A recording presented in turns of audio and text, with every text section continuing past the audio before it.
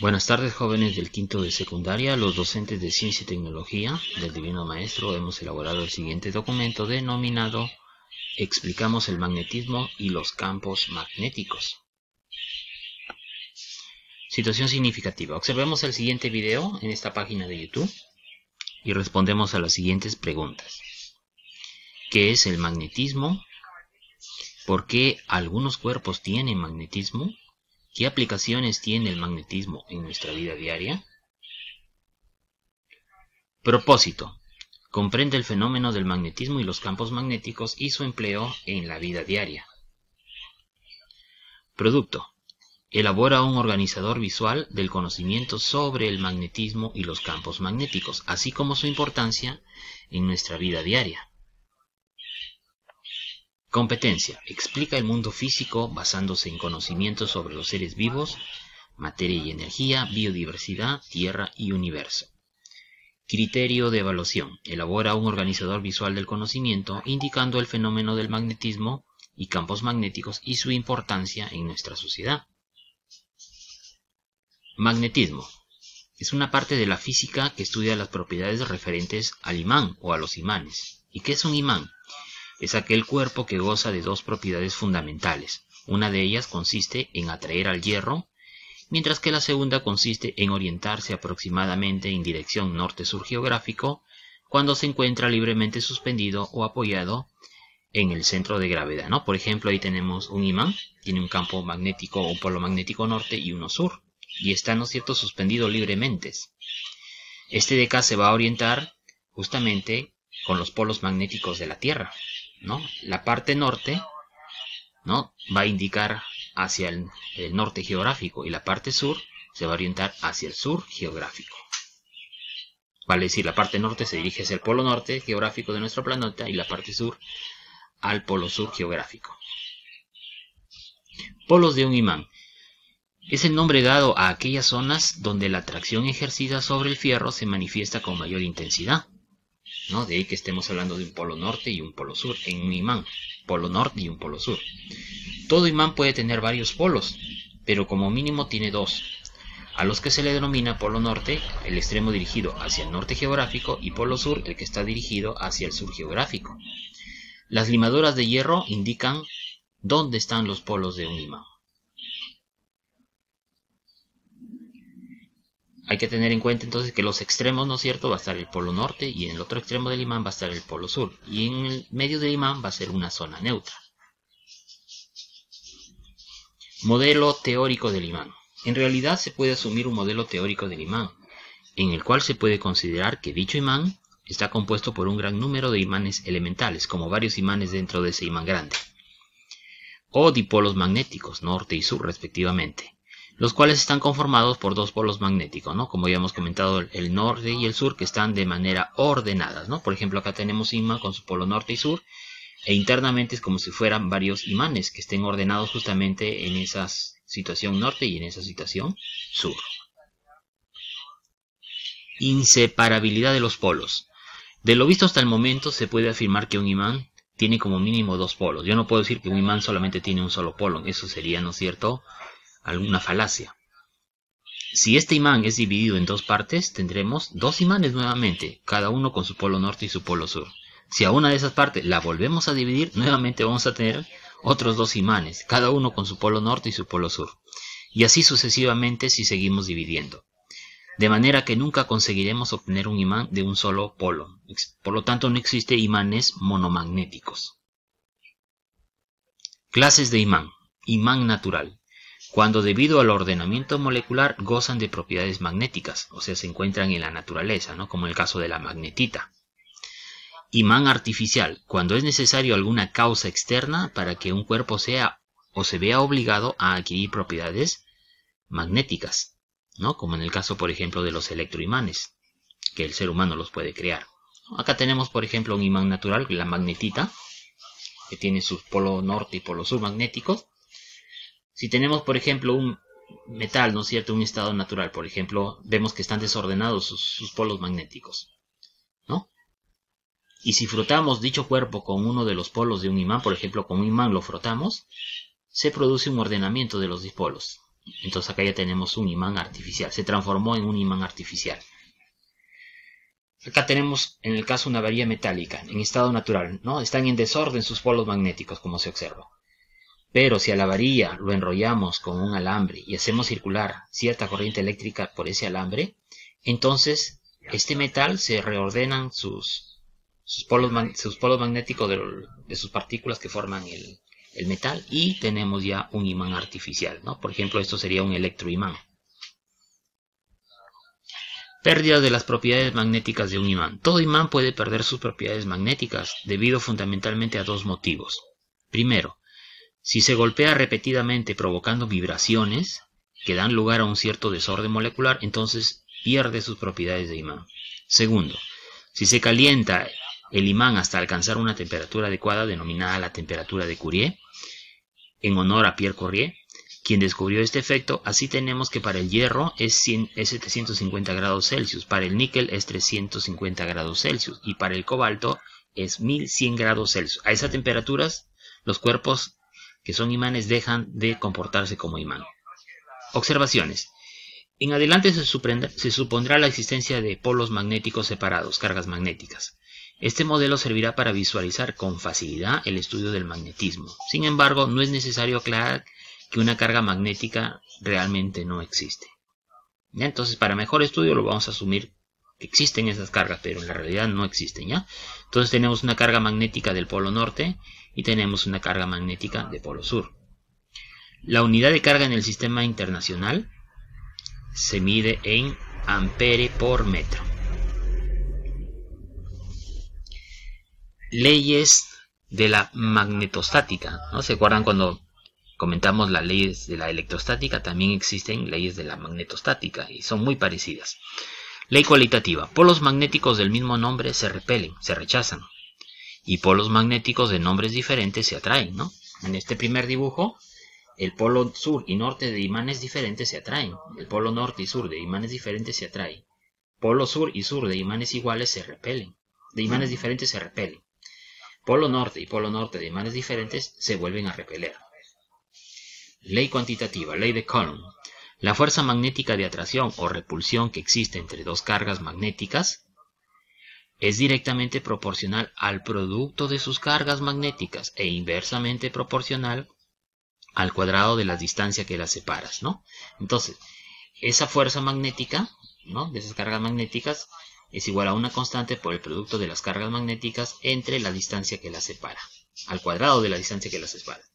A mayor distancia, entonces, la fuerza magnética es menor. Y a menor distancia, la fuerza magnética es mayor, porque está más cerca, ¿no? Y si las cargas magnéticas tienen mayor valor, entonces la fuerza, ¿no?, magnética es mayor. En el sistema internacional, recuerda que la fuerza es en Newton, las cargas son amperio por metro, la distancia es en metro, y esa constante sería 10 elevado a la menos 7 newton sobre ampere al cuadrado. Campo magnético. Es el espacio que rodea una carga magnética, el cual se manifiesta mediante fuerzas magnéticas hacia trozos de hierro u otras cargas magnéticas, ¿no? Lo vamos a simbolizar con la letra B y un vector, ¿no?, una rayita. Entonces el campo magnético es igual a la fuerza magnética entre la carga del imán, ¿ya? La carga magnética que crea el campo magnético, ¿no? Entonces acá, por ejemplo, tenemos una carga magnética y a su alrededor está generando un campo magnético, ¿ya? B hemos dicho que sería la intensidad del campo magnético, la fuerza, ¿no? Perdón, la intensidad que implica la fuerza entre dicha carga. Y F es la fuerza magnética que se ejerce, ¿no es cierto?, contra un cuerpo metálico, por ejemplo, que tenga hierro, producto de esa carga magnética. En el sistema internacional, el campo magnético se mide en Tesla, cuyas unidades serían newton entre amperio por metro. Recuerda que la fuerza es en newton y la carga es amperio por metro. Para reflexionar, algunos científicos sostienen que la exposición del ser humano por encima de ciertos niveles de radiación electromagnética causa enfermedades relacionadas con el cáncer, en especial los tumores cerebrales y la leucemia infantil.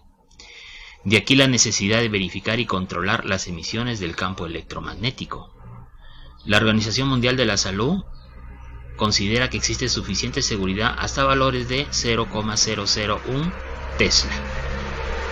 ¿Ya? Algunos valores para tener en cuenta. Inmediaciones de un circuito eléctrico, miren, el campo magnético es 10 a la menos 6 Tesla, ¿no? Es un valor muy inferior a lo que nos dice la OMS. Un campo magnético terrestre es 0,3 por 10 a la menos 1 Tesla. No es un valor también pequeño, inferior al que nos pide, nos dice la OMS. Las manchas solares sí es un valor mayor, miren, 0,15 Tesla. Es mayor, ¿no es cierto?, que este 0,001 Tesla. Un imán, dependiendo del tipo de imán, sí, también puede emitir, ¿no es cierto?, campos magnéticos superiores a lo que nos pide la OMS. Un imán industrial con mayor razón todavía, es un valor de 1 Tesla. El interior de un acelerador de partículas es mucho mayor, miren, es de 1 a 2 Tesla. Las reacciones de fusión nuclear, es de 5,2 Tesla, ¿no? Entonces, en estos casos sí hay que tener cuidado con esos campos o radiaciones electromagnéticas del campo magnético de un imán. Líneas de fuerza. Son líneas imaginarias creadas por Michael Faraday que sirven para representar al campo magnético. Lo mismo había sucedido con los campos eléctricos, ¿no? Con las líneas de campo magnético de Faraday. Bueno, acá también lo mismo son con los imanes. El conjunto de todas las líneas de fuerza que se genera en un imán natural o artificial toma el nombre de espectro magnético, ¿no? Por ejemplo, acá tenemos un imán con sus dos polos y hemos puesto limaduras de hierro a su alrededor. Y si tú observas, se reordenan las limaduras de hierro, ¿no? Y forman unas líneas. Esas líneas serían las líneas de fuerza de un campo magnético, ¿no?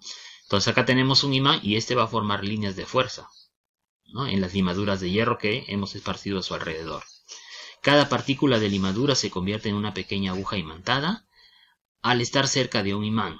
Dichas agujas se orientan en dirección bien definida, ¿no?, formando líneas, pues. Características de las líneas de fuerza. Las líneas de fuerza salen del polo norte del imán y entran en el polo sur, como se observa en el dibujo. Las líneas de fuerza son cerradas, es decir, no tienen ni principio ni fin. Las líneas de fuerza nunca se van a cruzar, puedes apreciarlo en el dibujo.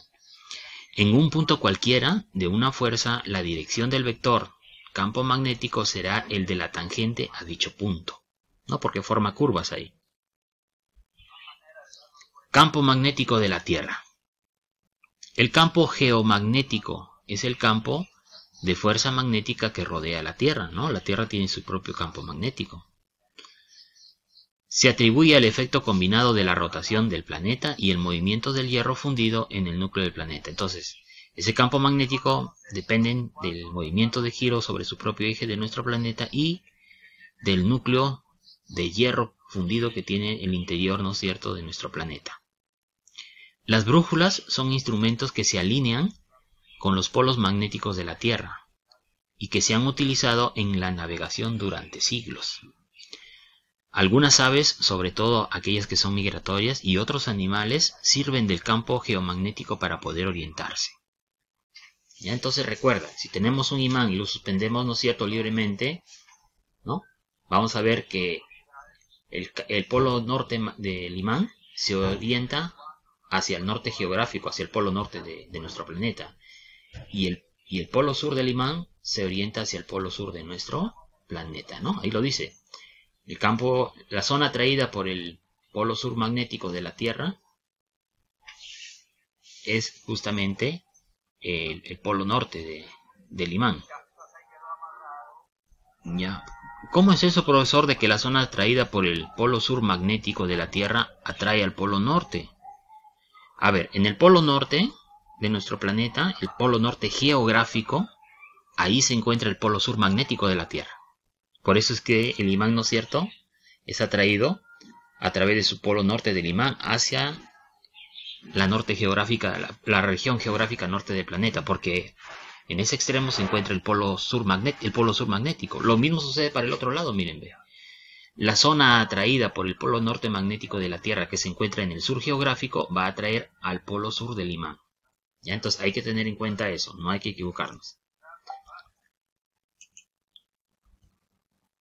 Acá está lo que yo les comentaba. Entonces acá yo tengo un imán, miren, ve.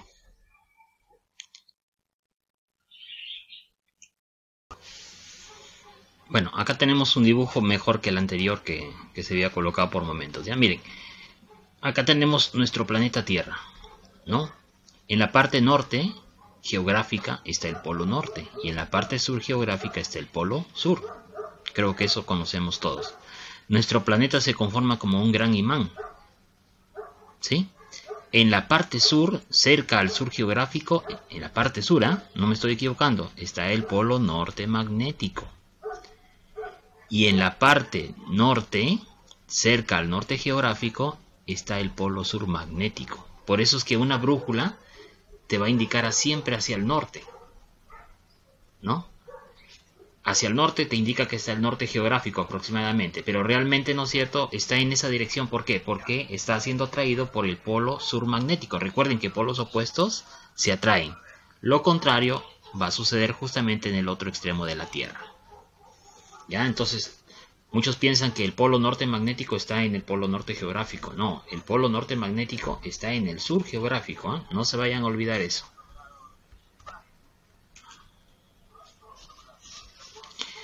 Declinación magnética. Es el ángulo que forma la dirección norte-sur magnético y la dirección norte-sur geográfico. ¿Sí? Acá, ¿no es cierto?, existe un ángulo, ¿no? Eso le llamamos, acá también va a haber un ángulo que es el mismo. Es la declinación magnética. En otras palabras, es la diferencia entre el norte geográfico y el indicado por la brújula, el denominado también norte magnético. ¿Ya? Por convección o por convención, a la declinación se le considera el valor positivo si el norte magnético se encuentra al este del norte verdadero y negativa si se ubica al oeste. O sea, ¿qué significa? Que puede ir variando, ¿no es cierto?, según épocas, dicho valor de declinación magnética. Inclinación magnética. Es el ángulo que forma la dirección norte-sur magnética con el plano horizontal. Acá tenemos el plano horizontal y forma un ángulo, ¿ve? Este ángulo varía en diferentes puntos de la superficie del planeta, no es igual en todos los puntos. Por convenio, los valores positivos de la inclinación indican que el campo magnético de la Tierra en el punto de emisión está apuntando hacia abajo, hacia el interior de la Tierra. Y valores negativos indican que apunta hacia arriba, ¿no? Entonces, también puede variar dependiendo del punto de la Tierra. Importancia del campo magnético terrestre. El campo magnético protege a la Tierra del daño causado por el viento solar, una corriente de partículas cargadas con energía que emana el Sol. Gracias al campo magnético terrestre, solo podemos percibir el viento solar a través de fenómenos como las auroras boreales y las tormentas geomagnéticas, solo cuando el viento solar es muy fuerte, en este último caso. Si el campo magnético no hubiese, simplemente no tendríamos atmósfera en nuestro planeta. Y si no hay atmósfera, las temperaturas en nuestro planeta variarían de forma muy similar a las temperaturas de la Luna, ¿no? O sea, sería en el día tan caliente más o menos como 123 grados Celsius y en la noche de repente está frío como 153 grados Celsius. Entonces es importante, ¿no es cierto?, nuestra atmósfera, y eso lo debemos gracias al campo magnético terrestre. Gracias al campo magnético el hombre ha podido usar la brújula para orientarse también desde el siglo XII en el mar, ¿no?, y no perderse. Los animales, incluidas las aves y las tortugas, pueden detectar el campo magnético de la Tierra y usarlo para navegar durante la temporada de migración, ¿no? Es como una especie de brújula natural. El campo magnético también es utilizado por los geólogos para estudiar las estructuras de las rocas subterráneas. Por lo general, los topógrafos geodésicos buscan yacimientos de petróleo, gas o minerales. Entonces, esto también le va a servir para tener una buena ubicación en encontrar dichos yacimientos. Actividad. Elaboramos organizadores del conocimiento. Elabora un organizador visual del conocimiento indicando el fenómeno del magnetismo y campos magnéticos y su importancia en nuestra vida diaria. Ticket de salida. ¿Qué es lo más importante que aprendiste en la clase de hoy? ¿Entendiste la clase de hoy como lo sabes? ¿Qué preguntas tienes sobre la clase de hoy? Muchas gracias. Hasta una nueva oportunidad.